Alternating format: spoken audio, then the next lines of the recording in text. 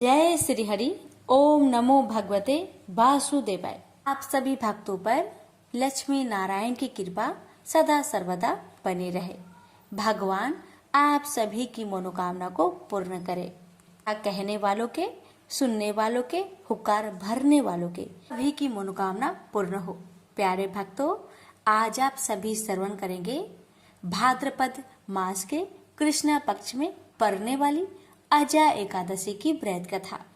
एकादशी समस्त पापों और कष्टों को नष्ट करके हर प्रकार की सुख समृद्धि प्रदान करता है। भाद्रपद मास के कृष्ण पक्ष की इस अजा एकादशी का व्रत आज भगवान विष्णु के उपेंद्र स्वरूप की पूजा आराधना की जाती है। व्रत और पूजा का विधान तो सभी एकादशियों का एक ही है और यह एकादशी भी इसका अपवाद नहीं। कुंती पुत्र युधिष्ठिर बोले कि हे जनार्दन, अब आप मुझे भाद्रपद मास की कृष्ण पक्ष की एकादशी के बारे में बतलाए। उस एकादशी का क्या नाम है तथा इसकी क्या विधि है, सो सब विस्तार पूर्वक कहिए। श्री कृष्ण बोले कि हे राजन, भादो की कृष्ण पक्ष की एकादशी को आजा कहते हैं। इसके व्रत से समस्त पाप नष्ट हो जाते हैं। वो मनुष्य इस दिन भगवान की भक्ति पूर्वक पूजा करते हैं तथा व्रत करते हैं, उनके समस्त पाप नष्ट हो जाते हैं। इस लोक और परलोक में सहायता करने वाली इस एकादशी व्रत के समान विश्व में दूसरी एकादशी नहीं है। इस एकादशी की कथा इस प्रकार है। प्राचीन काल में एक चक्रवर्ती राजा राज्य करता था। उसका नाम हरिश्चंद्र था। वह अत्यंत वीर, प्रतापी तथा सत्यवादी था। उसने अपने स्त्री तथा पुत्र को बेच डाला। वह स्वयं एक चांडाल के यहाँ कफन लेने का काम किया, परंतु उसने इस आपत्ति के कामों में भी सत्य को ना छोड़ा। जब इस प्रकार रहते हुए उसको बहुत वर्ष हो गए तो उसे अपने इस नीच कर्म पर बड़ा दुख हुआ और वह इससे मुक्त होने का उपाय खोजने लगा। वह उस जगह सदैव इसी चिंता में लगा रहता था कि मैं क्या करूं। एक समय जबकि वह चिंता कर रहा था, गौतम ऋषि आए। राजा ने इन्हें देखकर प्रणाम किया और अपनी दुख की कथा सुनाने लगे। महर्षि राजा के दुख से पूर्ण वाक्य को सुनकर अत्यंत दुखी हुए और राजा से बोले कि हे राजन, भादो के कृष्ण पक्ष में एकादशी होती है। एकादशी का नाम अजा है। तुम उसी अजा नामक एकादशी का विधि पूर्वक व्रत करो तथा रात्रि को जागरण करो।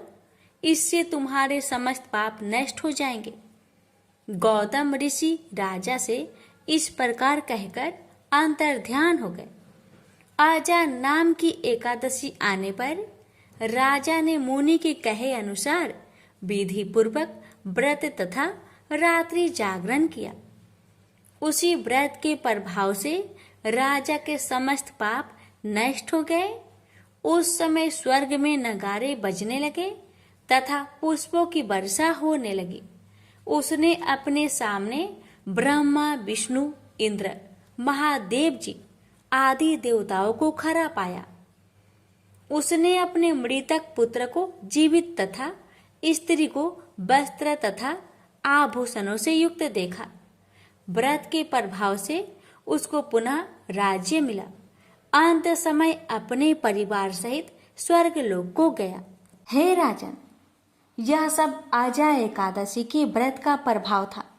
जो मनुष्य इस व्रत को विधि विधान पूर्वक करते हैं तथा रात्रि जागरण करते हैं, उनके समस्त पाप नष्ट हो जाते हैं। अंत समय में स्वर्ग को जाते हैं।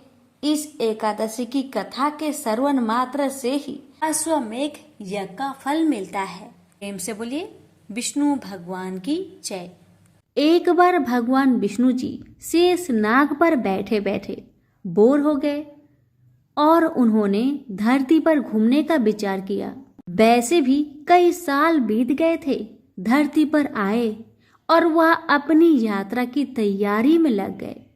स्वामी को तैयार होता देखकर लक्ष्मी माँ ने पूछा, आज सुबह सुबह कहाँ जाने की तैयारी हो रही है? विष्णु जी ने कहा, हे लक्ष्मी, मैं धरती लोक पर घूमने जा रहा हूँ। तो कुछ सोचकर माता ने कहा, हे देव, क्या मैं भी आपके साथ चल सकती हूँ? भगवान विष्णु ने 2 पल सोचा और फिर कहा, एक शर्त है, पर तुम मेरे साथ चल सकती हो। तुम धरती पर पहुंचकर उत्तर दिशा की ओर बिल्कुल मत देखना। इसके साथ ही माता लक्ष्मी ने हाँ कहकर भगवान के साथ चल पड़ी। सुबह सुबह माँ लक्ष्मी और भगवान विष्णु धरती पर पहुंच गए। अभी सूर्य देवता निकल रहे थे। रात बरसात होकर हटी थी। चारों ओर हरियाली ही हरियाली थी। उस समय चारों ओर बहुत शांति थी और धरती बहुत ही सुंदर दिख रही थी।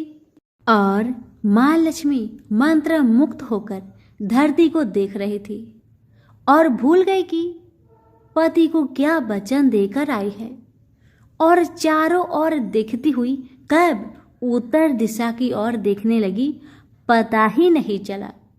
उत्तर दिशा में माँ लक्ष्मी को एक बहुत ही सुंदर बगीचा नजर आया और उस तरफ से भीनी भीनी खुशबू आ रही थी और बहुत ही सुंदर सुंदर फूल खिले थे। यह एक फूलों का खेत था और माँ लक्ष्मी बिना सोचे उस खेत में गई और एक सुंदर सा फूल तोड़ लाई। लेकिन यह क्या, जब माँ लक्ष्मी भगवान विष्णु के पास वापिस आई तो भगवान विष्णु की आंखों में आंसू थे और भगवान विष्णु ने माँ लक्ष्मी को कहा कि कभी भी किसी से बिना पूछे उसका कुछ भी नहीं लेना चाहिए, और साथ ही अपना वचन भी याद दिलाया। माँ लक्ष्मी को अपनी भूल का पता चला तो उन्होंने भगवान से इस भूल की माफी मांगी। तो भगवान विष्णु ने कहा कि जो तुमने भूल की है उसकी सजा तो तुम्हें जरूर मिलेगी। जिस माली के खेत से तुम बिना पूछे फूल तोड़ा है वह एक प्रकार की चोरी है। इसलिए अब 3 साल तक माली के घर नौकर बनकर रहो। उसके बाद मैं तुम्हें बैकुंठ वापस बुलाऊंगा। माँ लक्ष्मी ने चुपचाप सर झुकाकर हाँ कह दी और फिर माँ लक्ष्मी एक गरीब औरत का रूप धारण करके उस खेत के मालिक के घर गई। घर क्या, एक झोपड़ा था और मालिक का नाम माधव था। माधव की बीबी, 2 बेटे और 3 बेटियां थी। सभी उस छोटे से खेत में काम करके किसी तरह से गुजारा करते थे। माँ लक्ष्मी जब एक साधारण और गरीब औरत बनकर जब माधव के झोपड़े पर गई तो माधव ने पूछा, बहन तुम कौन हो और इस समय तुम्हें क्या चाहिए?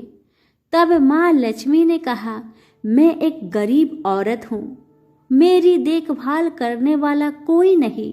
मैंने कई दिनों से खाना भी नहीं खाया। मुझे कोई भी काम दे दो, साथ में मैं तुम्हारे घर का काम भी कर दिया करूँगी। बस मुझे अपने घर में एक कोने में आसरा दे दो। माधव बहुत ही अच्छे दिल का मालिक था। उसे दया आ गई, लेकिन उसने कहा, बहन मैं तो बहुत गरीब हूँ। मेरी कमाई से मेरे घर का खर्च मुश्किल से चलता है, लेकिन अगर मेरी 3 की जगह 4 बेटियां होती तो अभी मुझे गुजारा करना ही था। अगर तुम मेरी बेटी बनकर जैसा रूखा सूखा हम खाते हैं उसमें खुश रह सकती हो तो बेटी बनकर अंदर आ जाओ। माधव ने माँ लक्ष्मी को अपने झोपड़े में शरण दे दी और माँ लक्ष्मी 3 साल तक उस माधव के घर पर नौकर बनकर रही। जिस दिन माँ लक्ष्मी माधव के घर आई थी उससे दूसरे दिन ही माधव को इतनी आमदनी हुई, फूलों की कमाई से ही शाम को एक गाय खरीद ली धीरे धीरे माधव ने काफी जमीन खरीद ली और सब ने अच्छे अच्छे कपड़े भी बनवा लिए और फिर एक बड़ा पक्का का घर भी बना लिया। बेटियों और बीबी ने गहने भी बनवा लिए और अब मकान भी बहुत बड़ा बनवा लिया था। माधव हमेशा सोचता था कि मुझे ये सब इस महिला के आने के बाद ही मिल रहा है। इस बेटी के रूप में मेरी किस्मत आ गई है। माँ लक्ष्मी को आते हुए 2 से 5 साल बीत गए थे, लेकिन माँ लक्ष्मी अब भी घर में और खेतों में काम करती थी। एक दिन माधव जब अपने खेतों से काम खत्म करके घर आया तो उसने अपने घर के सामने द्वार पर एक देवी स्वरूप गहनों से लदी एक औरत को देखा। ध्यान से देखकर पहचान गया, अरे यह तो मेरी मुंह बोली चौथी बेटी यानी वही औरत है। और पहचान गया कि यह तो माँ लक्ष्मी है। अब तक माधव का पूरा परिवार बाहर आ गया था और सब हैरान होकर माँ लक्ष्मी को देख रहे थे। माधव बोला, माँ हमें माफ कर, हमने तेरे से अनजाने में ही घर और खेत में काम करवाया है। माँ यह कैसा अपराध हो गया। हे माँ हम सबको माफ कर दे। अब माँ लक्ष्मी मुस्कुराई और बोली, माधव तुम बहुत ही अच्छे और दयालु व्यक्ति हो। तुमने मुझे अपनी बेटी की तरह रखा। इसके बदले में मैं तुम्हें वरदान देना चाहती हूँ कि तुम्हारे पास कभी भी खुशियाँ की और धन की कमी नहीं रहेगी। तुम्हें सारे सुख मिलेंगे जिसके तुम हकदार हो। और फिर माँ अपने स्वामी के दोबारा भेजे रथ में बैठकर बैकुंठ चली गई। तो प्रेम से बोलिए लक्ष्मी नारायण की जय। प्राचीन काल की बात है। द्रविड़ देश में एक पांड्यवंशी राजा राज्य करते थे। उनका नाम था इंद्रधुम्न। वे भगवान की आराधना में ही अपना अधिक समय व्यतीत करते थे। यद्यपि उनके राज्य में सर्वत्र सुख शांति थी, प्रजा प्रत्येक रीति से संतुष्ट थी, तथापि राजा इंद्रधुम्न अपना समय राज्य कार्य में कम ही दे पाते थे।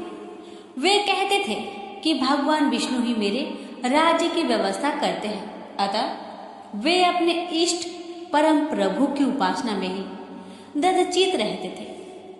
राजा इंद्रधुम्न के मन में आराध्य आराधना की लालसा उत्तरोत्तर बढ़ती ही गई। इस कारण वे राज्य का त्याग कर मलय पर्वत पर रहने लगे।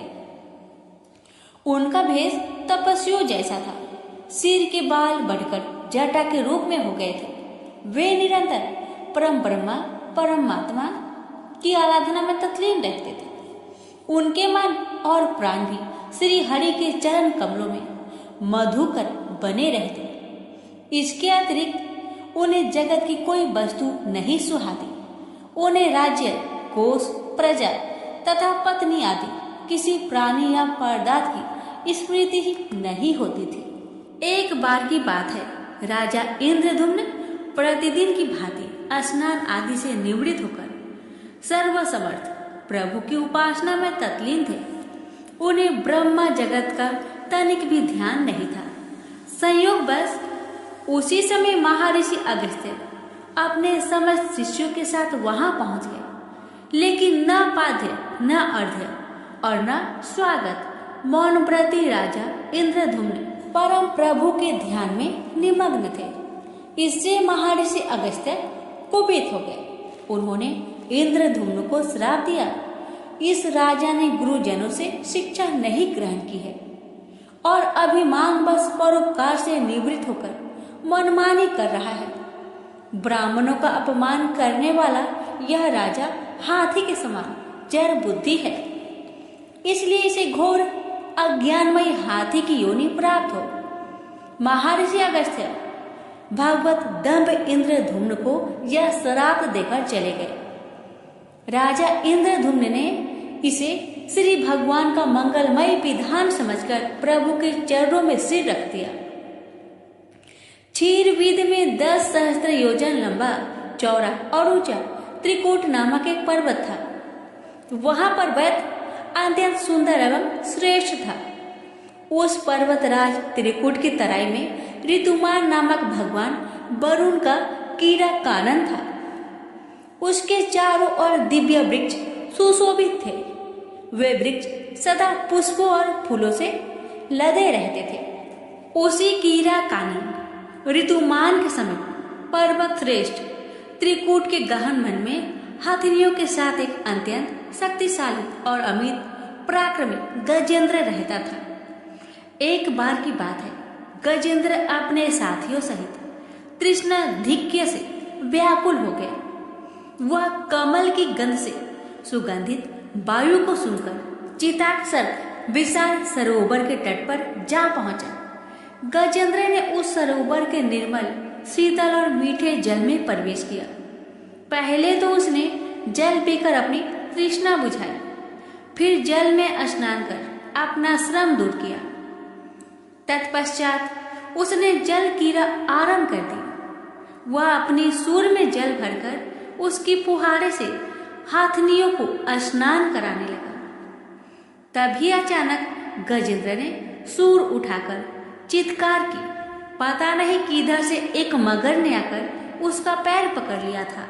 गजेंद्र ने अपना पैर छुड़ाने के लिए पूरी शक्ति लगाई, परंतु उसका बस नहीं चला, पैर नहीं छूटा। अपने स्वामी गजेंद्र को ग्रहग्रस्त देखकर हथनियां, कला और अन्य गज अत्यंत व्याकुल हो गए। वे सूर उठाकर चिघाड़ने और गजेंद्र को बचाने के लिए सरोवर के भीतर बाहर दौड़ने लगे। उन्होंने पूरी चेष्टा की, लेकिन सफल नहीं हुए। वस्तुतः महर्षि अगस्त्य के श्राप से राजा इंद्रधुम्न ही गजेंद्र हो गए थे और गंधर्व श्रेष्ठ हुहु महर्षि देवल के श्राप से ग्रह हो गए थे। वे भी अत्यंत पराक्रमी थे। संघर्ष चलता रहा।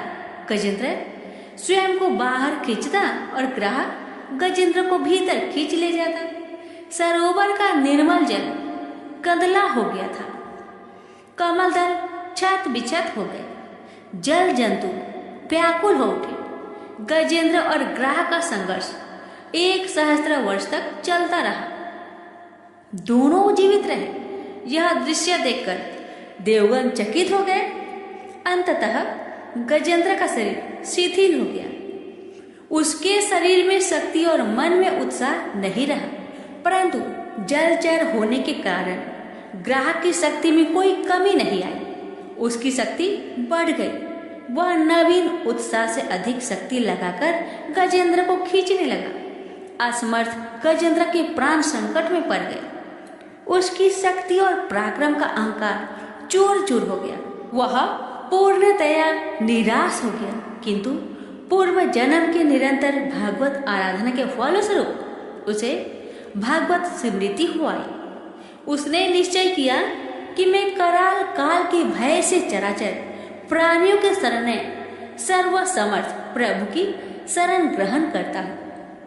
इस निश्चय के साथ गजेंद्र मन को एकाग्र कर पूर्व जन्म में सीखे श्रेष्ठ स्रोत द्वारा परम प्रभु की स्तुति करने लगा। गजेंद्र की स्तुति सुनकर सर्वात्मा सर्वदेव रूप भगवान विष्णु प्रकट हो गए।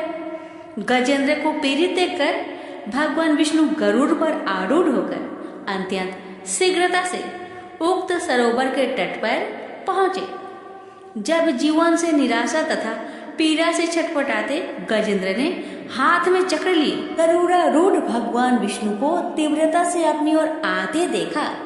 उसने कमल का एक सुंदर पुष्प अपनी सूर में लेकर ऊपर उठाया और बड़े कष्ट से उसने कहा, नारायण जगत गुरु भगवान, आपको नमस्कार है। गजेंद्र को अत्यंत पीड़ित देखकर भगवान विष्णु गरुड़ की पीठ से कूद पड़े और गजेंद्र के साथ ग्रह को भी सरोवर से बाहर खींच लाए और तुरंत अपने तीक्ष्ण चक्र से ग्रह का मुख फाड़कर गजेंद्र को मुक्त कर दिया। ब्रह्मा आदि देवगण श्री हरि की प्रशंसा करते हुए उनके ऊपर स्वर्ग सुमनों की वृष्टि करने लगे। सिद्ध और ऋषि महर्षि परम ब्रह्मा भगवान विष्णु का गुणगान करने लगे। ग्रह दिव्य शरीरधारी हो गया। उसने विष्णु के चरणों में सिर रखकर प्रणाम किया और भगवान विष्णु के गुणों की प्रशंसा करने लगा। भगवान विष्णु के मंगलमय वरद हस्त के स्पर्श से पाप मुक्त होकर अभिशप्त हुहु गंधर्व ने प्रभु की परिक्रमा की और उनके त्रिलोक्य बंदित चरण कमलों में प्रणाम कर अपने लोक को चला गया। भगवान विष्णु ने गजेंद्र का उद्धार कर उसे अपना पार्षद बना लिया। गंधर्व सिद्ध और देवगण उनकी लीला का गान करने लगे। गजेंद्र की स्तुति से प्रसन्न होकर भगवान विष्णु ने सबके समक्ष कहा, प्यारे गजेंद्र, जो लोग ब्रह्म मुहूर्त में उठकर तुम्हारी की हुई स्तुति से मेरा स्तवन करेंगे, उन्हें मैं मृत्यु के समय निर्मल बुद्धि का दान करूंगा। यह कहकर भगवान विष्णु ने पार्षद रूप में गजेंद्र को साथ लिया और गरुड़ारूढ़ होकर अपने दिव्य धाम को चले गए। तो प्रेम से बोलिए लक्ष्मी नारायण की जय।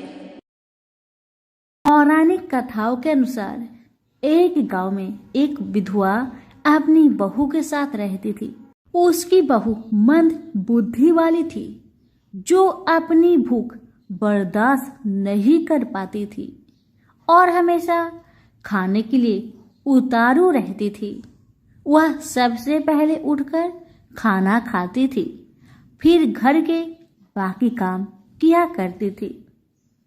एक दिन विधवा ने अपने घर में पूजा करवाने का सोचा, लेकिन वह थोड़ी परेशान थी क्योंकि उसकी बहू अगली सुबह उठते ही खाने के लिए दौड़ेगी और पूजा के लिए बनाए गए पकवान को जूठा कर देगी। अपनी बहू को पूजा के लिए बनाए गए पकवान से दूर रखने के लिए विधवा ने एक तरीका निकाला। पूजा वाले दिन उसने एक मटका लिया और उसके नीचे एक छेद कर दिया और अपनी बहू से बोली कि आज तो पूजा है, इसलिए खाना खाने से पहले पानी भर के ले आओ। बहू भी चालाक निकली। उसने देख लिया था कि विधवा ने मटके के नीचे छेद कर दिया है, इसलिए वह अपनी साड़ी में आटा बांधकर पनघट पर चली गई। वहां उसने आटा निकाला और कुएं के पानी के मदद से बाटियां बनाने लग गई। कुएं के पास ही एक शमशान था जहां चिता जलाई जा रही थी। बहू ने उसकी आंच में अपनी बाटियां सेक ली। उसकी बाटियां सूखी थी तो वह पास में ही गणेश भगवान का एक मंदिर था। बहू वहां पर चली गई जहां गणेश जी को किसी ने चोला चढ़ाया हुआ था। उसने देखा कि गणेश जी की तोंद पर घी लगा हुआ है। उसने उस घी को अपनी बाटी पर लगा लिया और उसका भोग गणेश जी को लगाकर वह बाटी खा ली और बहू घर वापस चली आई। बहू की इस हरकत पर गणेश जी को बहुत गुस्सा आया और उन्होंने गुस्से में अपने नाक पर उंगली चढ़ा लिया। जब गांव वाले ने देखा कि गणेश जी ने अपने नाक के ऊपर उंगली चढ़ा लिया है, तो उन्हें मनाने के लिए बहुत जद्दोजहद किया गया, लेकिन गणेश जी ने अपनी उंगली वापस नहीं उतारी। जब यह बात राजा को पता चली तो राजा ने बड़े बड़े पंडितों और ज्योतिषियों को बुलवाया और हवन करवाया, लेकिन गणेश जी फिर भी नहीं माने। सब बहुत चिंतित थे। राजा ने पूरे गांव में यह ऐलान करवा दिया कि जो भी इंसान गणेश जी की नाक पर से उंगली हटाने में सफल होगा, उसे इनाम के तौर पर 5 गांव दिया जाएगा। गांव के सभी लोग गणेश जी को मनाने आए, लेकिन गणेश जी किसी से भी न माने और अपनी उंगली नाक पर चढ़ाए रखे।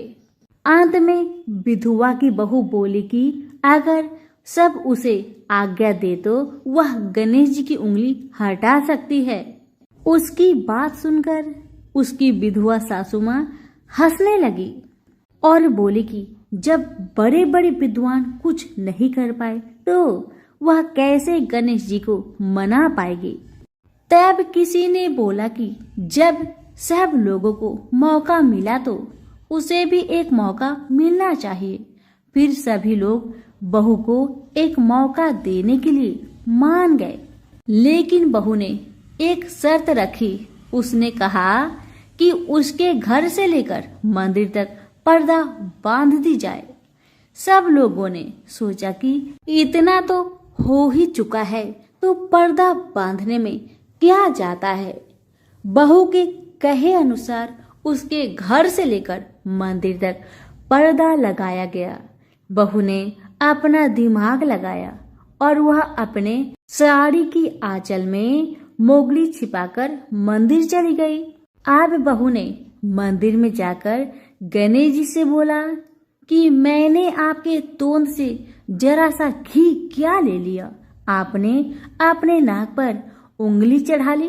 अब आप नाक पर से उंगली हटाइए या दूं एक मोगरी की, अभी आपके टुकड़े टुकड़े हो जाएंगे। बहू की यह चेतावनी सुनकर गणेश जी थोड़ा डर गए और उन्होंने सोचा कि यह तो पूरी पागल है, कहीं सच में यह मुझे मोगरी न मार दे।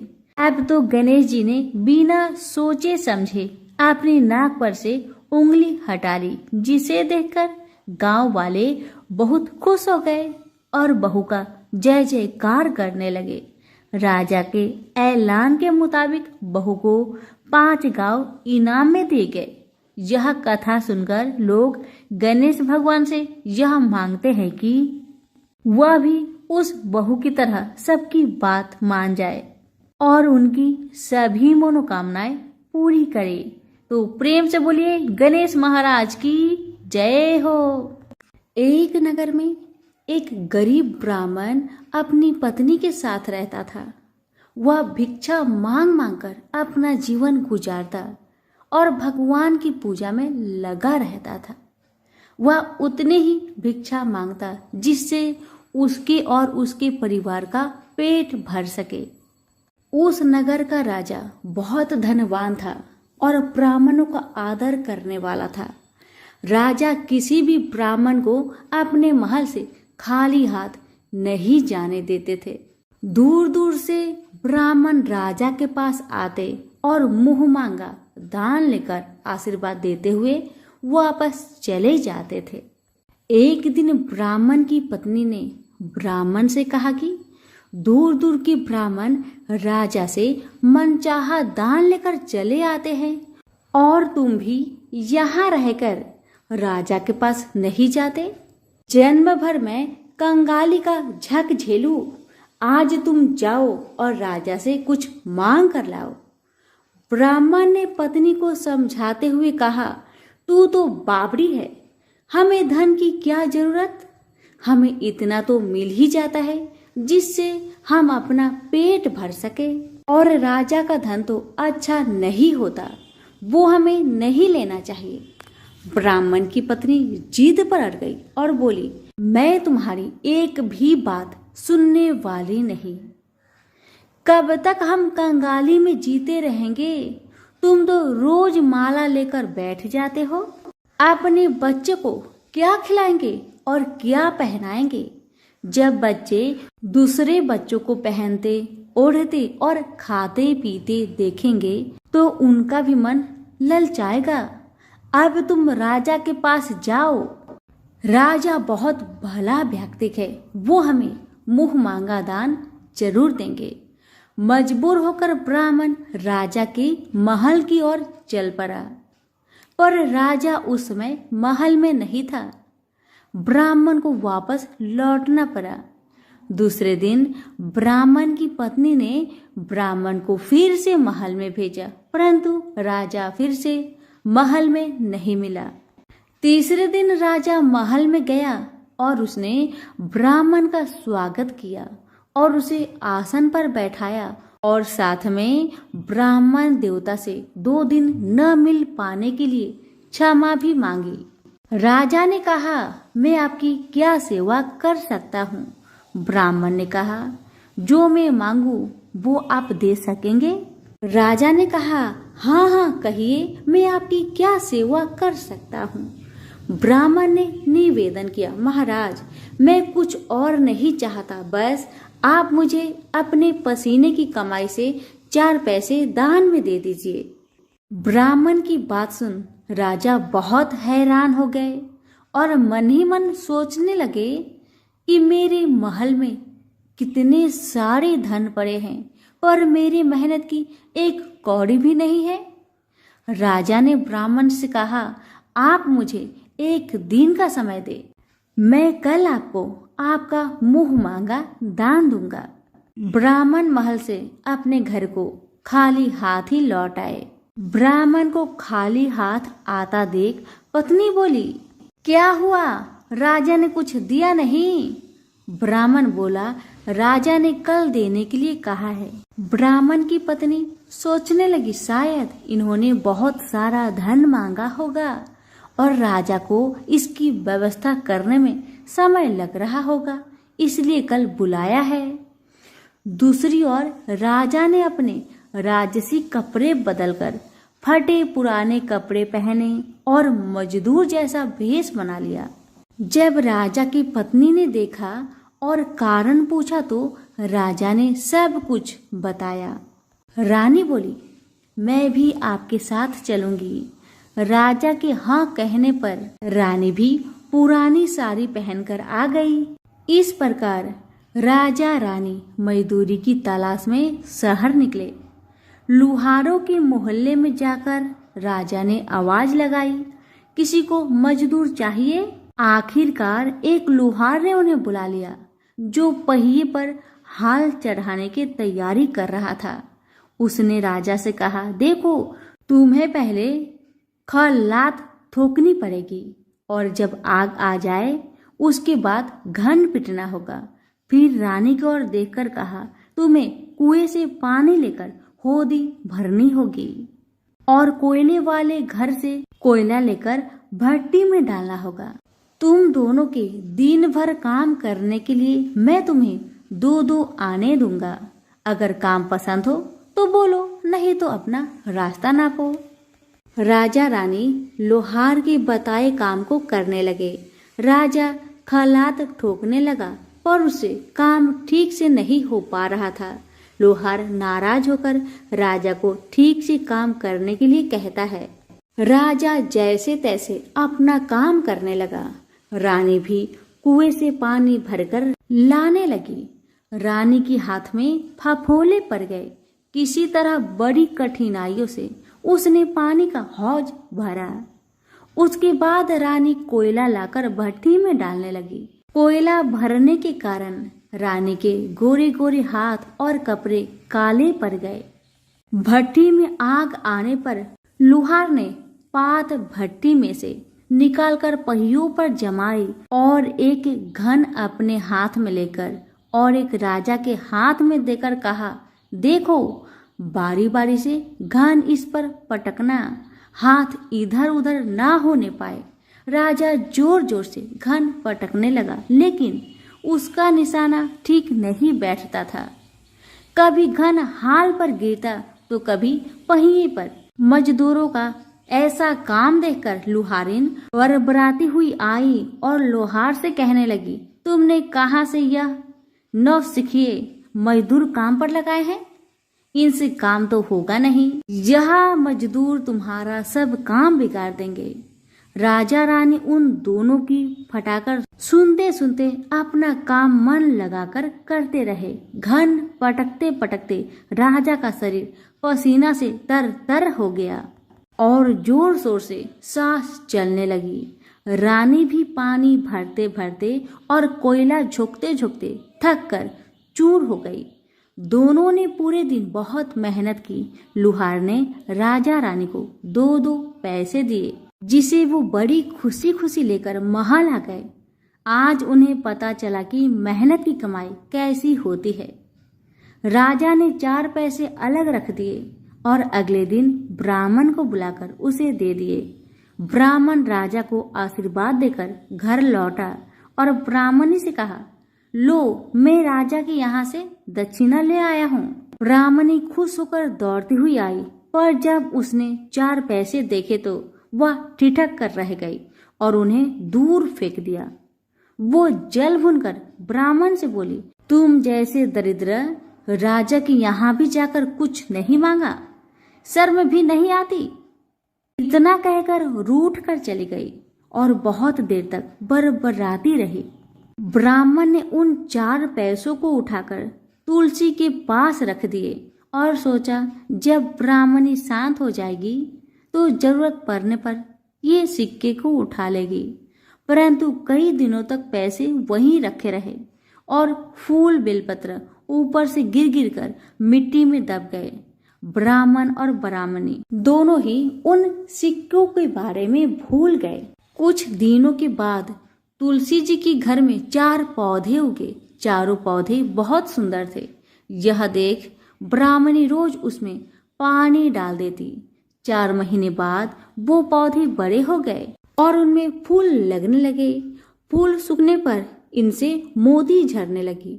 ब्राह्मण और ब्राह्मणी ने कभी मोती नहीं देखे थे। वो समझे कि कोई बीज है। हर रोज कई कई फूल झरते और मोती पूरे तुलसी पर बिखर जाते। ब्राह्मणी उन मोतियों को समेट कर घर के एक कोने में डाल देती। इस तरह वहां मोतियों का ढेर लग गया था। एक दिन एक सब्जी वाली आई। ब्राह्मणी को सब्जी लेनी थी, पर उसके पास पैसे नहीं थे। उसने सब्जी वाली से कहा, क्या तुम इन चमकदार बीजों के बदले सब्जी दे सकती हो? सब्जी वाली ने देखा तो वो पहचान गई, अरे ये तो मोती है।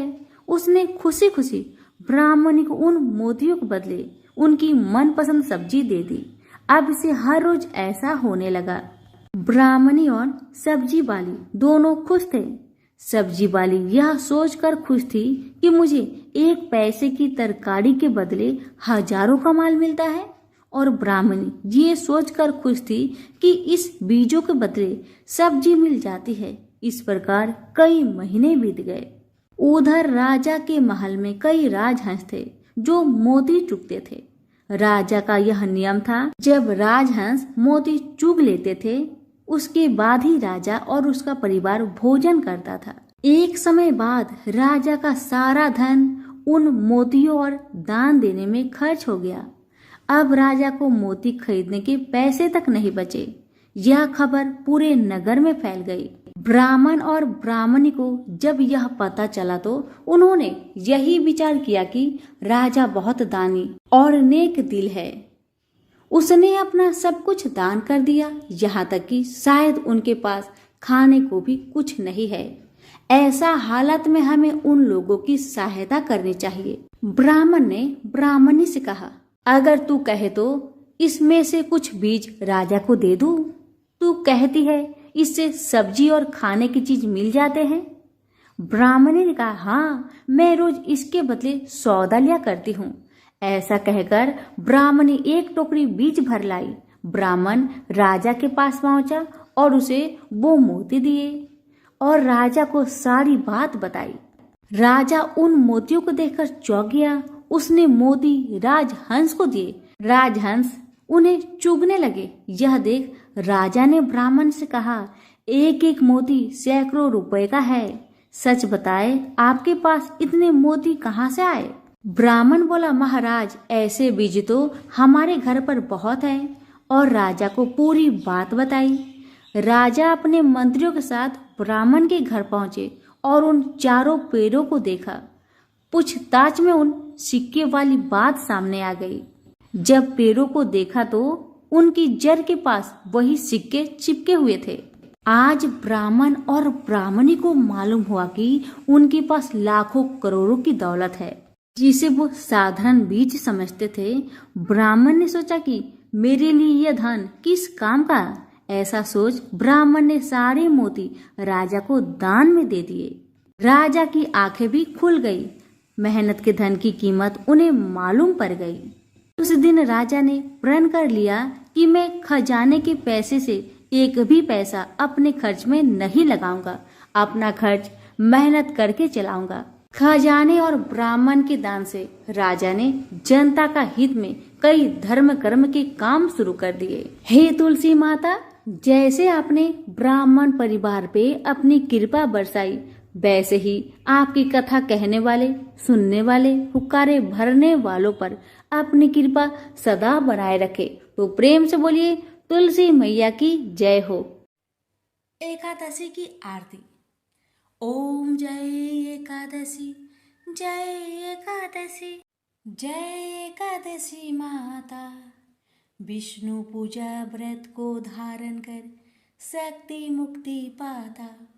ओम जय एकादशी माता, तेरे नाम गिनाऊं देवी, भक्ति प्रदान करने। गण गौरव की देनी माता, शास्त्रों में वर्णी। ओम जय एकादशी माता, मार्गशीर्ष के कृष्णा पक्ष की उत्पन्न विश्व तारिणी जन्मी। शुक्ल पक्ष में होई मोक्षदा, मुक्ति दाता बनाई। ओम जय एकादशी माता, पौष के कृष्ण पक्ष की सफला नामक है। शुक्ल पक्ष में होई पुत्रदा, आनंद अधिक रहे। ओम जय एकादशी माता, नाम सटटिला माघ मास में कृष्ण पक्ष आवे। शुक्ल पक्ष में जया कहावे, विजय सदा पावे। ओम जय एकादशी माता, विजया फागुन कृष्ण पक्ष में शुक्ल आमल की। पाप मोचिनी कृष्ण पक्ष में चैत्र महाबली की। ओम जय एकादशी माता, चैत्र शुक्ल में नाम कामदा, धन देने वाली। नाम बरुथनी कृष्ण पक्ष में वैशाख माहवाली। ओम जय एकादशी माता, शुक्ल पक्ष में होई मोहिनी, अपरा ज्येष्ठ कृष्ण पक्षी। नाम निर्जला सब सुख करनी, शुक्ल पक्ष रखी। ओम जय एकादशी माता, योगिनी नाम आषाढ़ में जानो, कृष्ण पक्ष करनी। देव सैनी नाम कहाओ, शुक्ल पक्ष धरनी।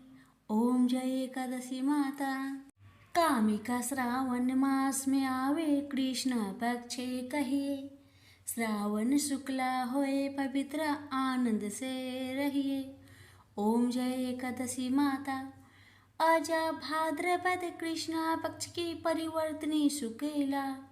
इंद्र आश्विन कृष्ण पक्ष में व्रत से भवसागर निकला। ओम जय एकादशी माता, पापंकुशा है शुक्ल पक्ष में, आप हरण हारी। रमा मास कार्तिक में आवे, सुखदायक भारी। ओम जय एकादशी माता, देवोत्थानी शुक्ल पक्ष की, दुख ना सके मैया। पावन मास में करो विनती, पार करो नैया। ओम जय एकादशी माता, परमा कृष्ण पक्ष में होती, जन मंगल करनी। शुक्ल मास में होई पद्मिनी, दुख दरिद्र हरनी। ओम जय एकादशी माता, जो कोई आरती एकादशी की भक्ति सहित गावे। जन गुर दीता स्वर्ग वासा, निश्चय वह पावे। ओम जय एकादशी माता।